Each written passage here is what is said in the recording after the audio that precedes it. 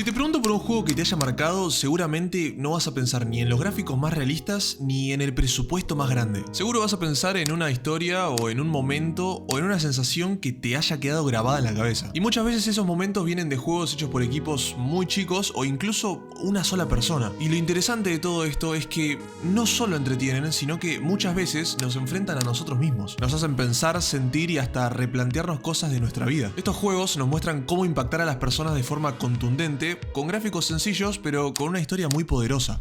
Siempre que pensé en estos juegos tenía una pregunta en mi cabeza que no dejaba de dar vueltas y es ¿cómo fue que estos juegos impactaron tanto a las personas? Algunos lo hacen poniéndonos en el centro de la historia, dándonos el poder de decidir qué tipo de persona queremos ser, por ejemplo. Undertale es probablemente el ejemplo más claro de todo esto. Este juego no solo destacó dentro de los RPG, sino que también hizo algo muy peculiar. Nos dio una opción real de cambiar el curso de la historia. En este juego podemos cambiar el rumbo cuanto queramos. Gracias a eso nosotros podemos decidir si queremos pelear o simplemente mostrar compasión y evitar la violencia, haciendo que los personajes cambien de perspectiva en cuanto a nosotros, ya que dependiendo de lo que elijamos nos va a llevar a un final diferente. Esta mecánica de actuar con los NPC hizo que el juego se convierta en algo más que un simple juego. Se trata de una reflexión sobre nuestras propias decisiones y cómo estas impactan a los demás. Además, Undertale no solo destaca en cuanto a jugabilidad, sino también por una de las bandas sonoras más icónicas en la historia de los juegos. La música de Undertale no solo hace mejor la experiencia de juego, sino que también logra que cada momento pese aún más con cada canción. Cada melodía está diseñada no solo para sonar bien, sino para reflejar los sentimientos y decisiones de los jugadores. Por ejemplo, si nosotros decidimos tomar la ruta genocida en lugar de la pacifista, al hacer esto, la música se va a apagar en muchas partes del mundo y en otras va a sonar como si algo andara mal, como si esa música reflejara los actos atroces que estás cometiendo. Asimismo, no vas a ver casi ningún personaje por las calles sabiendo que tienen que evacuar el lugar por una amenaza que los estás echando,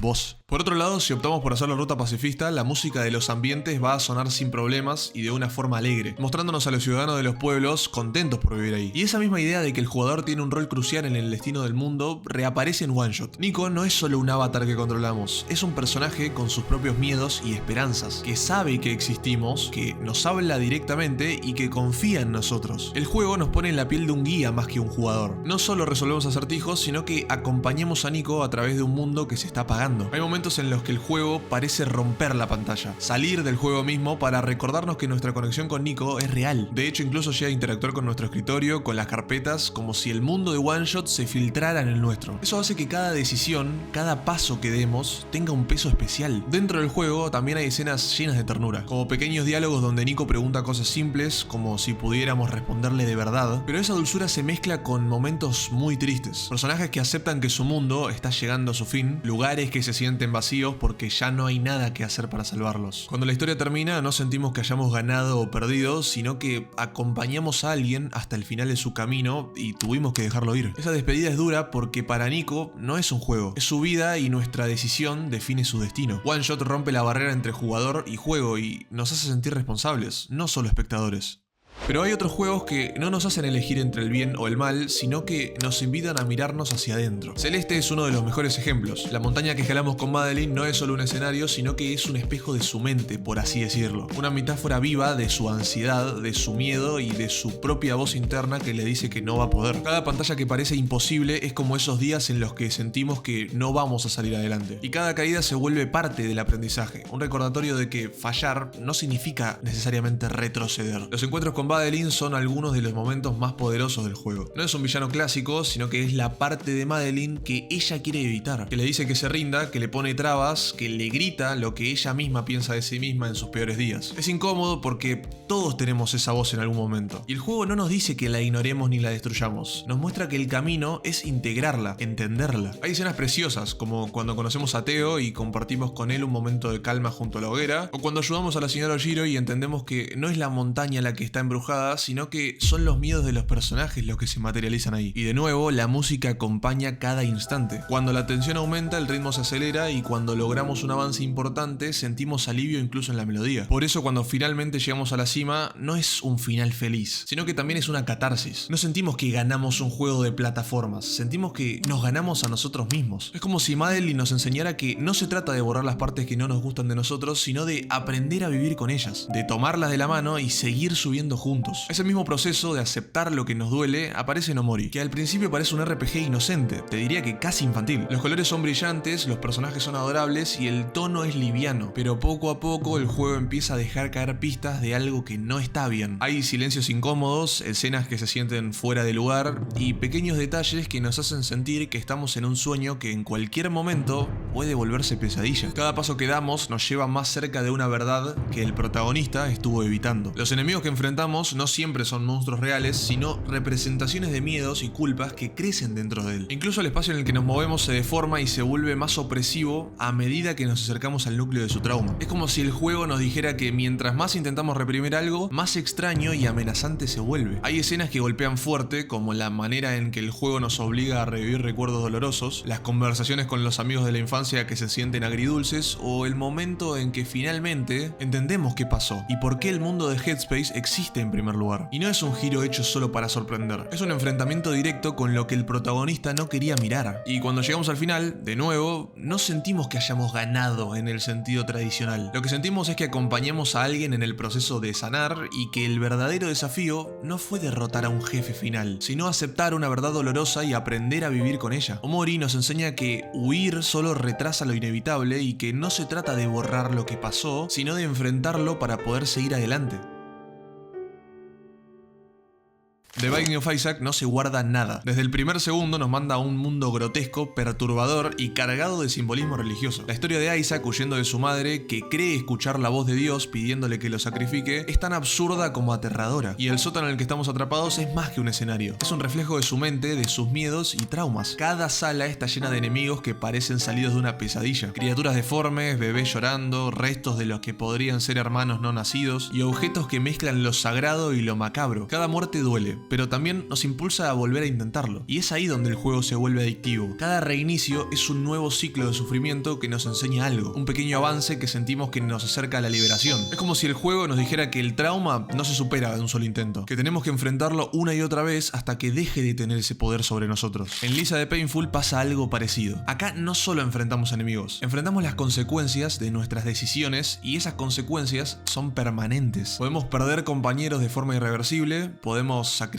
partes de nuestro cuerpo para avanzar y cada pérdida se siente personal. Incluso el humor del juego no nos da un respiro, sino que hace que los golpes emocionales sean aún más fuertes cuando llegan. Lisa es un recordatorio de que a veces la vida no nos da segundas oportunidades, que hay cicatrices que se quedan con nosotros para siempre, pero aún así el juego nos obliga a seguir avanzando aunque nos sintamos culpables, aunque duela. Este es un viaje en el que terminamos preguntándonos si lo que hicimos estaba bien, pero donde entendemos que el simple hecho de seguir adelante ya es una forma de redención. Por otro lado, algunos juegos son un respiro. Por ejemplo, si hablamos de Stardew Valley, estaríamos hablando de un juego completamente diferente a los demás. Un juego que habla sobre empezar de cero. Al principio tenemos apenas un terreno abandonado y unas pocas herramientas, pero con el tiempo lo convertimos en un hogar. Plantar semillas, regarlas día a día y ver cómo crecen se convierten en algo casi terapéutico. No es solo un juego de granjas, es un recordatorio de que la paciencia da frutos, literalmente. Ver cambiar las estaciones es casi un ritual. El sonido de la lluvia en primavera, las hojas cayendo en otoño, la nieve cubriendo el pueblo en invierno, todo esto nos hace sentir parte de la historia, nos hace sentir que estamos ahí. Dentro del pueblo conocemos personajes que no son simples NPCs, sino que también tienen historias, tienen miedos y sueños propios. Se siente como un mundo vivo. Podemos ayudarlos, enamorarnos o formar una familia. Hay algo profundamente humano en la rutina de Stardew Valley. Nos enseña que todo no tiene por qué ser épico para ser importante, que hay belleza en lo cotidiano. Algo parecido pasa con Spiritfarer, o como se pronuncia. Pero acá el viaje es literal. Nos convertimos en Estela, la barquera de las almas, y nuestra tarea es ayudarla a resolver lo que dejaron pendiente antes de partir. Lo hermoso de todo esto es que cada espíritu tiene su propia personalidad, su propio arco emocional, y al pasar tiempo con ellos llegamos a quererlos de verdad. Cocinamos su plato favorito, escuchamos sus historias y construimos espacios para que se sientan en casa en nuestro barco. Y cuando llega el momento de despedirlos, el juego no lo trata como algo triste y definitivo, sino como un acto de amor. Los acompañamos hasta la puerta final, los abrazamos y los dejamos ir. Spiritfarer habla de la muerte junto con cierta ternura. Son juegos que nos recuerdan que está bien frenar, que está bien respirar y tomarse el tiempo para apreciar lo que tenemos. Que incluso dentro del mundo de los juegos podemos encontrar calma y reflexión. Dentro de los juegos que nos ayudan a relajar también hay cierto grupo el cual nos agrega más dinamismo. Y ahí es donde entra Hollow Knight. Hollow Knight es un mundo que parece muerto, pero que a su vez está vivo. Dentro del juego nos podemos encontrar con un montón de escrituras y NPC que nos cuentan en cierta parte la historia de este reino. En el juego, si bien hay un mapa para ubicarnos, no existe esa linealidad que nos lleve de la mano. Somos nosotros quienes tenemos que atrevernos a perdernos, a explorar o a caer en un pozo oscuro sin saber qué hay abajo. Y cuando encontramos un amuleto escondido, o cuando desbloqueamos un atajo o descubrimos un jefe secreto, sentimos esa satisfacción de haberlo logrado por nuestra propia cuenta. Hollow Knight convierte la soledad en algo hermoso. Estamos solos en Hollow Knight, sí, pero no nos sentimos vacíos. Este juego nos hace sentir especiales mediante vamos conociendo su historia. Nos mete en un mundo que existía mucho antes de que llegáramos y que ahora podemos comprender. Y esa misma sensación de descubrimiento se siente en Outer Wilds. Pero lo interesante de este juego es que el tiempo se convierte en un factor muy importante. Solo tenemos 22 minutos antes de que el sol explote y todo vuelva a empezar. Pero cada bucle es un nuevo intento, un nuevo día para aprender algo más sobre el sistema en el cual aparecemos, sobre las civilizaciones antiguas y sobre por qué todo está condenado a desaparecer. Explorar en Outer Wilds es más que mirar lugares, es leer mensajes dejados por una raza que existió mucho antes que nosotros, es aprender a pilotar la nave hasta dominarla, o es arriesgarnos a meternos en un agujero negro para ver dónde nos lleva. Es un juego que recompensa la curiosidad más que la habilidad. Y cuando finalmente entendemos el ciclo, no sentimos que hayamos salvado nada. Sentimos que fuimos testigos de algo que simplemente sucede independientemente de lo que hagamos. Y que el ciclo ya sucedía mucho antes de que nosotros sepamos nada. Pero sabiendo esto, es como si hubiésemos acompañado al universo en su último día y hubiéramos estado ahí para verlo por última vez. Ambos juegos a su manera nos recuerdan que explorar no es solo avanzar, es descubrir y descubriendo, aprender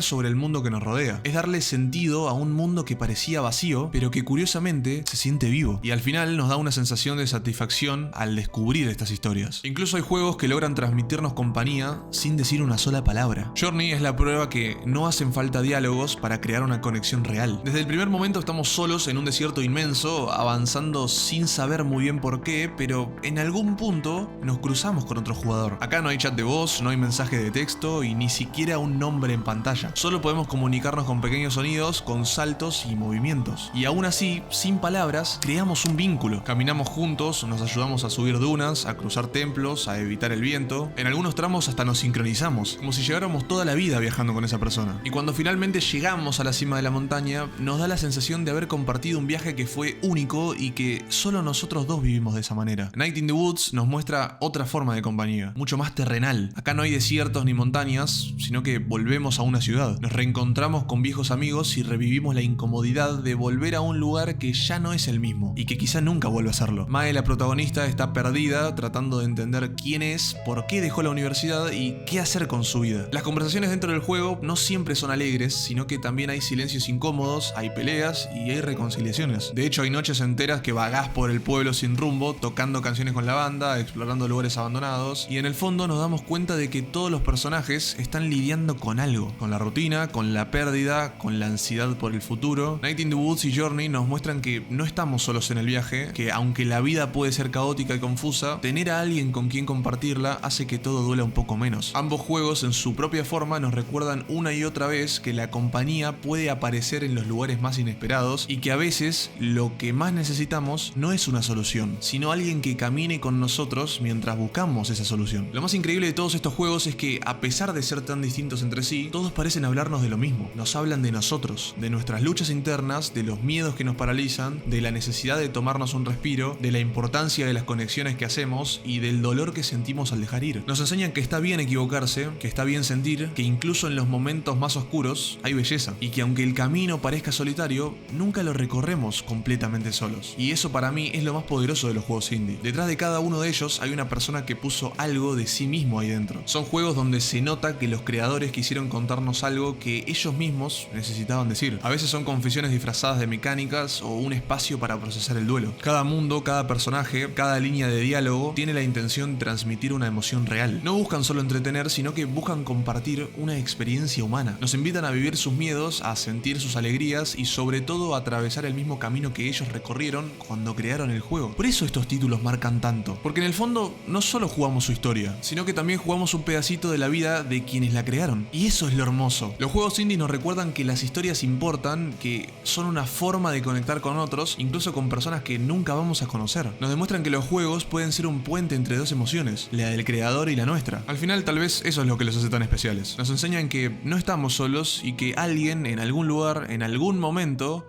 sintió lo mismo que nosotros.